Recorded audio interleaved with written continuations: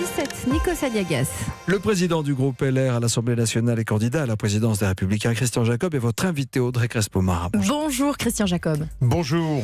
Lors de la canicule de 2003, qui a fait 15 000 morts, vous étiez ministre délégué à la famille sous la tutelle de Jean-François Mattei, ministre de la Santé. On lui a longtemps reproché de ne pas avoir pris la juste mesure de la situation. Quel souvenir en gardez-vous ? Tout d'abord, c'est un reproche très injuste à l'égard de Jean-François Mattei, qui est grand médecin, comme on le sait, professeur de médecine, et très attaché à la santé humaine, à la proximité des gens. Donc le reproche était injuste.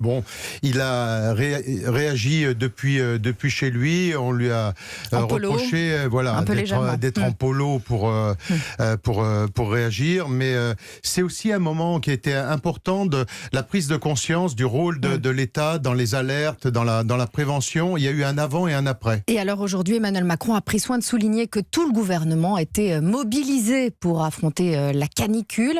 Ça veut dire que la responsabilité gouvernementale est engagée dans la gestion de cette crise climatique ?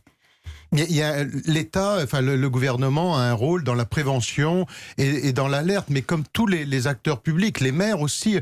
Regardez, aujourd'hui, dans pratiquement toutes les municipalités, les maires ont fait des alertes à leur population. On a des salles climatisées dans tous les établissements d'accueil de personnes âgées, dans les établissements accueillant de jeunes enfants aussi. Donc il y a eu un avant et un après 2003, c'est indiscutable. On voit tout le gouvernement mobilisé, par exemple, en décidant de reporter le brevet des collèges à cause de la canicule. Jean-Michel Blanquer pousse-t-il trop loin le principe de précaution, selon vous ? Oui, là, je ne suis pas certain qu'il était opportun d'aller jusque-là. Je ne sais pas, il a peut-être des éléments d'information que nous n'avons pas, mais honnêtement, reporter les examens. Alors, on peut après faire des choses sur l'organisation du temps de travail. Lorsque l'on peut, par exemple, dans beaucoup de collectivités, on va faire démarrer, Olivier Lavenca, maire de Provins, va faire démarrer les agents plus tôt le matin pour faire une journée continue qui va s'arrêter en début d'après-midi. Donc il y a des possibilités d'adaptation. Là, reporter l'échéance du brevet, j'avoue que j'étais un peu surpris. Donc quand les ministres du Travail et de la Santé, en revanche, demandent aux chefs d'entreprise d'adapter les horaires de travail à la canicule, vous trouvez que c'est dans leur rôle ? Je pense que les chefs d'entreprise y pensent sans les ministres. Objectivement, quand on travaille dans le bâtiment, on sait bien les conséquences qu'il y a sur des très fortes chaleurs ou en plein air. Il y a des conséquences évidentes. Donc je ne suis pas persuadé. Oui, je suis pas persuadé que les ministres fassent pas un peu de zèle dans ce cadre-là. Mais en tout cas, il y a un rôle de prévention qui est indiscutable. Vous trouvez qu'il y a du zèle ? Il peut y en avoir, voilà. François de Rugy ne mettra pas de cravate cette semaine, car selon lui, garder sa cravate, ça peut inciter à pousser la clim à fond dans les bureaux. Je vois que vous avez votre cravate. Dites donc, on a des sacrés ministres, des sacrés penseurs. Bravo, monsieur de Rugy. Écoutez, tout ça est un peu ridicule, chacun s'habille comme il le souhaite. J'ose espérer que le ministre en charge de l'environnement a d'autres préoccupations que le port de la cravate. Alors cette urgence climatique, dans votre programme pour les européennes, vous fixez un objectif, 0 émission carbone pour 2050. Vu que le gouvernement s'est fixé le même objectif dans sa loi énergie-climat, qui est présentée aujourd'hui à l'Assemblée nationale, vous ne pouvez pas voter contre. Non, c'est un sujet sur lequel nous sommes d'accord. Mais vous savez, dans un texte de loi, il y aura peut-être d'autres points sur lesquels nous ne serons pas d'accord. La rénovation thermique, vous êtes pour aussi ? Oui, mais on va avoir le débat parlementaire démarre aujourd'hui, donc je vous donnerai la position de vote à l'issue du débat parlementaire, mais nous aurons bien évidemment des points d'accord. Et vous savez, les points d'accord, quand vous regardez depuis 2 ans, sur l'ensemble des textes qui ont été présentés par le gouvernement, le groupe des Républicains à l'Assemblée nationale a voté à peu près 40% des textes qui ont été présentés parce qu'on considérait qu'ils allaient dans le bon sens. En revanche, pour 60%, c'était l'inverse. En revanche, le gouvernement a accepté aujourd'hui, depuis 2 ans, 1% des amendements. Je crois même moins de 1% des amendements qui viennent de l'opposition.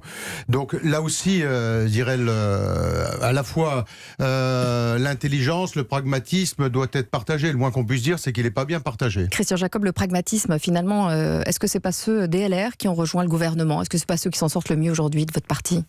Ils se sortent de quoi ? De la situation dans laquelle vous êtes aujourd'hui. Oui, enfin, je ne vois pas de quoi ils se sortent. Ils participent à l'action gouvernementale. Ils se sont fait acheter pour un siège. Attendez, ramenons les choses à ce qu'elles sont.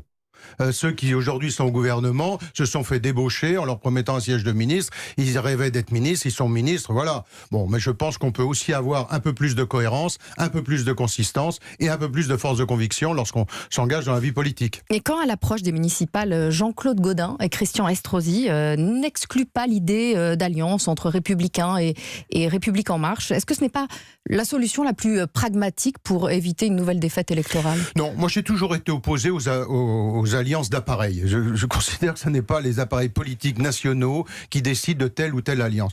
Une liste municipale, c'est un maire qui conduit une liste et on laisse la liberté, comme on l'a toujours fait au RPR, à l'UMP et aux Républicains, aux maires de composer leur liste en fonction des situations, des projets qui sont portés dans leur ville. Chaque ville, vous savez... Donc ça exclut pas des alliances avec la République En Marche ? Avec des individus de la République En Marche. Oui, mais ça exclut toute alliance de boursicotage, d'appareils, de marchandage. Je veux dire, tout ça est d'un ridicule patenté. Ça n'a aucun sens. Et je pense que c'est vraiment pas ce que les électeurs attendent.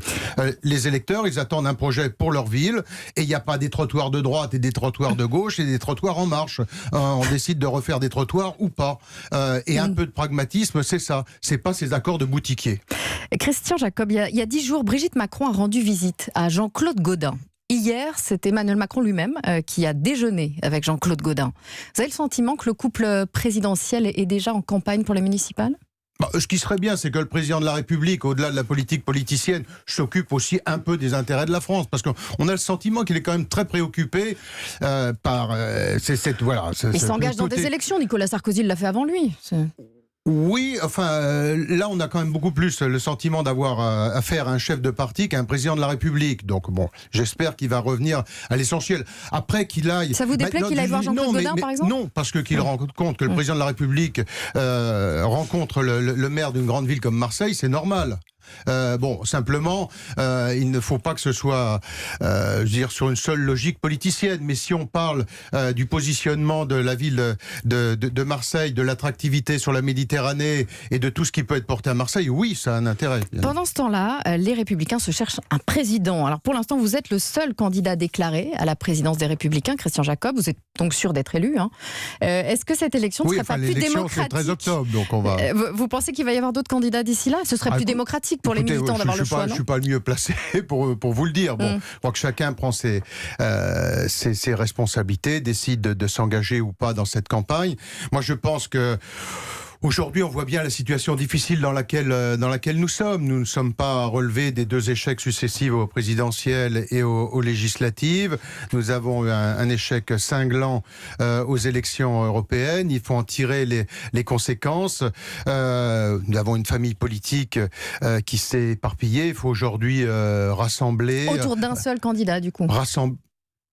C'est pas autour d'un seul candidat, c'est autour d'une famille politique qui doit se rassembler, qui doit se réconcilier et qui doit être capable de porter un projet d'alternance. On l'a vu au moment des élections européennes, les votes qui se sont portés sur les 2 listes qui sont arrivées en tête sont pas nécessairement des votes d'adhésion, tout simplement parce que nous on n'a pas su incarner une vraie alternative, et c'est là-dessus qu'il faut se positionner. Et ça, c'est un travail d'équipe. Moi, mon engagement dans cette campagne, chacun sait que je n'ai aucune ambition présidentielle, mais c'est de porter un collectif. Pour être à la tête du parti aujourd'hui. C'est de porter un collectif et de se mettre en situation d'ici 1 an, d'être une vraie solution d'alternance à ce gouvernement pour les Français. Le seul qui serait capable peut-être de mettre d'accord tous les Républicains, c'est Nicolas Sarkozy. Nicolas Sarkozy qui publie ses mémoires cette semaine. Vous a-t-il envoyé un exemplaire dédicacé ? Non. Mais je pense que ça ne va pas tarder.